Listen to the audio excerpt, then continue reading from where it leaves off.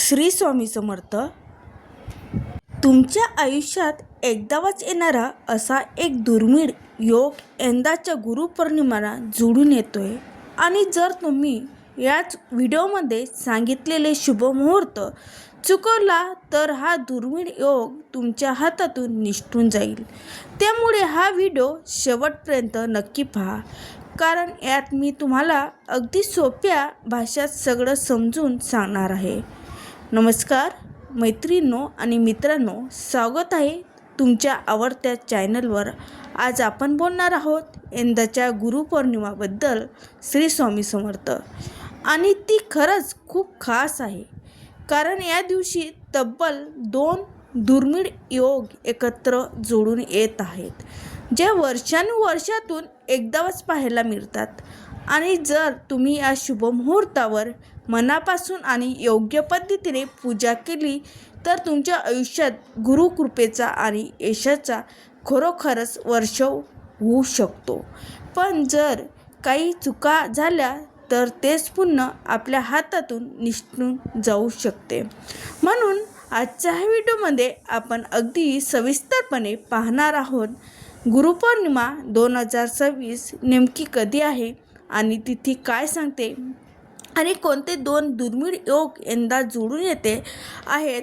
पूजेचा शुभमुहूर्त नेमका काय आहे, गुरुपौर्णिमेच्या दिवशी काय करावं आणि काय कटाक्षाने टाळावं, आणि शेवटी संपूर्ण पूजा विधी, मंत्र आणि एक खास उपाय सुद्धा सांगणार आहे. तर व्हिडिओ संपूर्ण पहा, कारण शेवटी एक असा महत्त्वाचा उपाय सांगणार आहे की जो प्रत्येकासाठी नक्कीच लाभदायक ठरू शकतो. मला तर मग सुरुवात करूया. हिंदू पंचांगानुसार आषाढ महिन्याच्या पौर्णिमेला आपण गुरुपौर्णिमेला साजरी करतो आणि असं मानलं जातं की याचा पवित्र दिवशी महर्षी वेदव्यास यांचा जन्म झाला होता. वेदव्यासांनी 4ही वेदाचे संकलन केलं, महाभारत हा महान ग्रंथ रचला, तसाच 18 पुराणे आणि ब्रह्मसूत्राची रचना केली. आणि त्यांच्या याच अतुलनीय ज्ञानदानामुळे या दिवसाला व्यास पौर्णिमा असंही आपण म्हणतो. आता तारखेबद्दल बोलूया. यंदा आषाढ पौर्णिमा तिथी 28 जुलै 2026 रोजी सायंकाळी सुमारे 6:19 सुरू होते आणि हीच तिथी 29 जुलै 2026 रोजी रात्री सुमारे 8:05 संपते. आता तुमच्या मनात नक्कीच प्रश्न येत असेल की मग गुरुपौर्णिमेला नेमकं कोणत्या दिवशी साजरी करायची, 28 तारखेला की 29 तारखेला? तर मैत्रिणींनो, आपल्या हिंदू धर्मात कोणतेही सण उदय तिथीनुसार साजरा केला जातो. म्हणजे सूर्योदयाच्या वेळी जी तिथी असते तीच ती दिवसाची मानली जाते. आणि 29 जुलैला सूर्योदयाच्या वेळी पौर्णिमा तिथी असल्यामुळे गुरुपौर्णिमा 2026 ही बुधवार 29 जुलै रोजीच साजरी केली जाईल. आणि या दिवसानंतर आषाढ महिना संपून श्रावण महिन्याची सुरुवात होतो, ज्या महिना भगवान शिवांना अत्यंत प्रिय मानला जातो. म्हणजे बघा, गुरुपौर्णिमा ही आषाढाच्या सोमरोपाची आणि श्रावणाच्या स्वागताची किती पवित्र साधा आहे. आणि आपण त्या मुख्य मुद्द्याकडे वळूया, ज्यासाठी हा संपूर्ण व्हिडिओ खास बनवला आहे. आणि तो म्हणजे यंदाच्या 2 दुर्मिळ शुभ योग. ज्योतिषशास्त्रानुसार जेव्हा एखाद्या सणावर शुभ योगाचा संयोग जुळून येतो तेव्हा त्या दिवशी केलेली पूजा, जप, दान आणि धार्मिक कार्य यांचे फळ अनेक पटीने वाढतं. आणि यंदाची गुरुपौर्णिमा नेमकी याच कारणामुळे खूप खास मानली जाते आहे. पहिला योग म्हणजे प्रीतियोग. पंचांगानुसार गुरुपौर्णिमेच्या दिवशी संपूर्ण दिवसभर प्रीतियोग कार्यरत राहणार आहे. ज्योतिषशास्त्रात प्रीतियोग्याला प्रेम, स्नेह, आपुलकी आणि सकारात्मक ऊर्जाचे प्रतीक मानलं जातं आणि योगात केलेली गुरुपौर्णिमा पूजा आपल्या नातेसंबंधामध्ये गोडवा आणि सुसंवाद वाढवते असं सांगितलं जातं.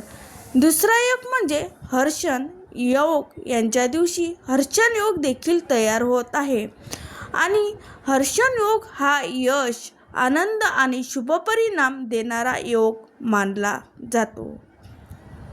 नवातच हर्ष आहे म्हणजे आनंद आहे, उत्साह आणि या योगात सुरू केलेले नवं काम, नवा अभ्यासक्रम किंवा नवसंकल्प यशस्वी होण्याची शक्यता खूप जास्त असते.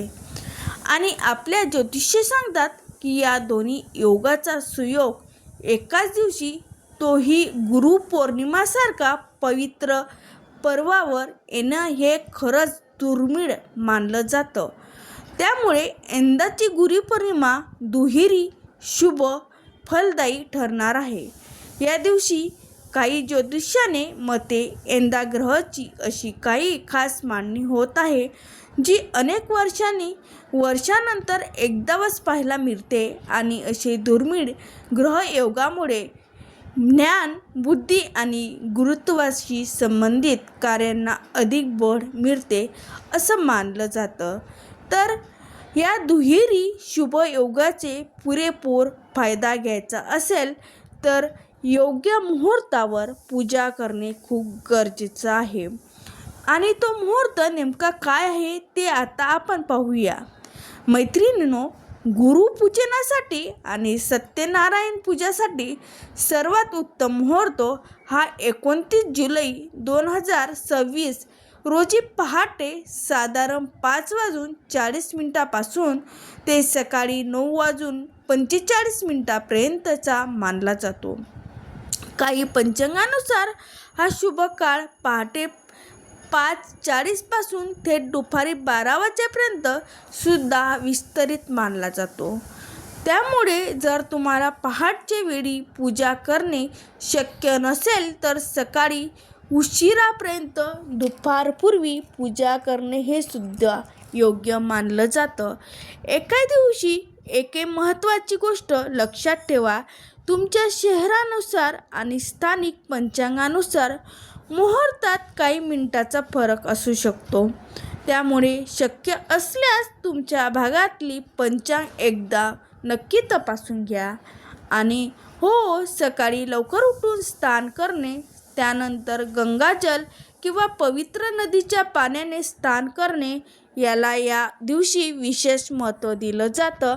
जर गंगेत किंवा अन्य पवित्र नदीत स्नान शक्य नसेल तर घरीच आंघोळीच्या पाण्यात थोडं गंगाजल मिसळून स्नान केलं तरी तेवढंच पुण्यदायी मानलं जातं. चला आता पाहूया की या शुभ दिवशी नेमकं काय करायला हवं. सर्वप्रथम तुमचे जे कोणी गुरु आहेत, मग ते आध्यात्मिक गुरु असो का शाळा कॉलेजचे शिक्षक असो किंवा जीवनात मार्गदर्शन करणारे कोणीही असो, त्यांचे पूजन करा, त्यांना नमस्कार करा आणि मनापासून त्यांचे आशीर्वाद घ्या.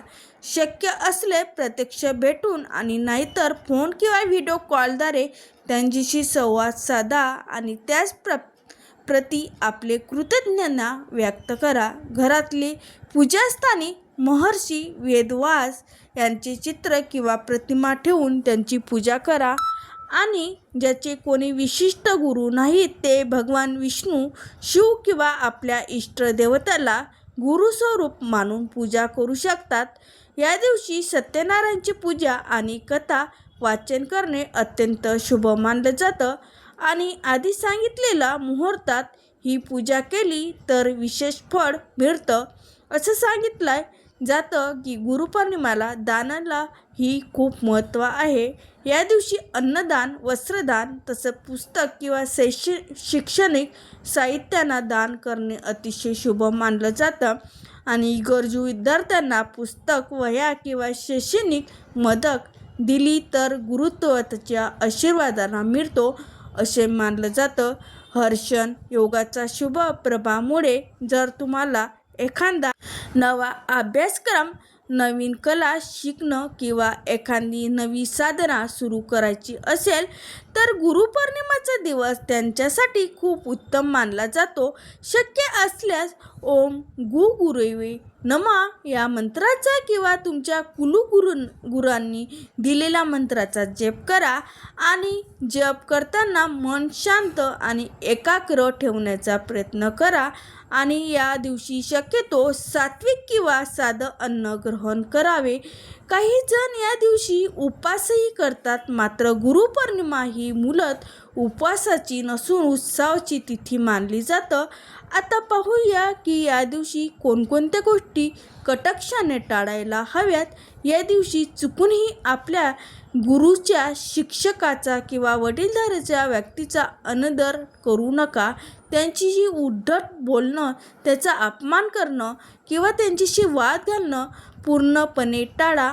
या दिवशी पवित्र दिवशी मांसाहार, मद्यपान आणि इतर तमासिक पदार्थाचे सेवन टाळावे असं सांगितलं जातं. घरात किंवा कुटुंबात या दिवशी भांडण, वाद विवाद किंवा नकारात्मक बोलणे टाळावे आणि शक्य तितकं आपले मन शांत आणि सकारात्मक ठेवण्याचा प्रयत्न करा. या शुभ दिवशी उशिरापर्यंत झोपून राहणे योग्य मानलं जात नाही. त्यामुळे सकाळी लवकर उठून स्नान आणि पूजा करणे हे जास्त फलदायी मानलं जातं. अनेक पंचांगानुसार पौर्णिमेच्या दिवशी केस कापणे, दाढी करणे किंवा नख कापणे यासारखे कामं टाळायची पारिक प्रथा आहे. आणि सर्वात महत्त्वाचं म्हणजे आपल्या गुरुशी इतर कोणाशी तुलना करणे किंवा त्यांच्याबद्दल टीका टिप्पणी करणे टाळा. गुरुत्व तत्वाकडे नेहमी आदराने आणि कृतज्ञतेने पाहावे. चला आता पाहूया संपूर्ण पूजाविधी. अगदी सोप्या पद्धतीने सर्वप्रथम सकाळी लवकर उठून स्नान करा आणि शक्य असल्या पाण्यात थोडं गंगाजळ मिसळा. त्यानंतर स्वच्छ किंवा नवीन वस्त्र परिधान करा. मग पूजाघर स्वच्छ करून तिथे एक चौरंग किंवा पाट मांडा आणि त्यावर स्वच्छ वस्त्र हातरा. त्यानंतर महर्षी वेदव्यास यांची प्रतिमा किंवा आपल्या गुरुचा फोटो किंवा इष्टदेवतेची ही मूर्ती स्थापित करा. दिवा आणि उदबत्ती लावा आणि प्रतिमेला हळदी कुंकू, अक्षता आणि फूल अर्पण करा. त्यानंतर नैवेद्य म्हणून फळ किंवा मिठाई किंवा साधा प्रसाद अर्पण करा आणि ओम गुरुवे नमः या मंत्राचा किमान 108 वेळा जप करा किंवा शक्य तितकं जप करा आणि शक्य असल्यास गुरुगीता किंवा गुरुस्तोत्राचं पाठन करा. शेवटी आरती करून सर्वांना प्रसाद वाटा. आपल्या गुरूंना किंवा वडीलधाऱ्यांच्या प्रत्यक्ष नमस्कार करून त्यांचे आशीर्वाद घ्या आणि शक्य असल्यास तितके दान करा. मग ते अन्नदान असो का वस्त्रदान असो किंवा पुस्तकदान असो. इतकी साधी आणि सोपी ही पूजा विधी आहे जी घरी अगदी सहज करता येते. तर मित्रांनो, आजच्या व्हिडिओमध्ये आपण पाहिलं आहे की गुरुपौर्णिमा 2026 ही 29 जुलै बुधवारी साजरी होणार आहे. यंदा प्रीतियोग आणि हर्षयोग हे 2 दुर्मिळ शुभ योग एकत्र येत आहेत. पूजेचे शुभ मुहूर्त सकाळी 5:40 ते 9:45 आहे. आणि या दिवशी काय करावं आणि काय टाळावं हे सुद्धा आपण सविस्तर पाहिलं. गुरुपौर्णिमा ही केवळ एक सण नसून आपल्या जीवनात ज्ञान, संस्कार आणि योग्य मार्ग दाखवणाऱ्या प्रत्येक व्यक्तिप्रती कृतज्ञता व्यक्त करण्याचा दिवस आहे. मग ते तुमची आईवडील असोत का शिक्षक असो किंवा आध्यात्मिक गुरु असो, त्यांचे आज स्मरण करा आणि मनापासून त्यांचे आभार माना. व्हिडिओ आवडला असेल तर लाईक नक्की करा. चॅनलला सबस्क्राईब करायला अजिबात विसरू नका आणि बेल आयकॉन दाबून ठेवा म्हणजे पुढचे सण उत्सवित अशी महत्त्वाची माहिती तुम्हाला वेळेवर मिळत राहील. आणि कमेंटमध्ये श्री स्वामी समर्थ लिहायला विसरू नका. श्री स्वामी समर्थ.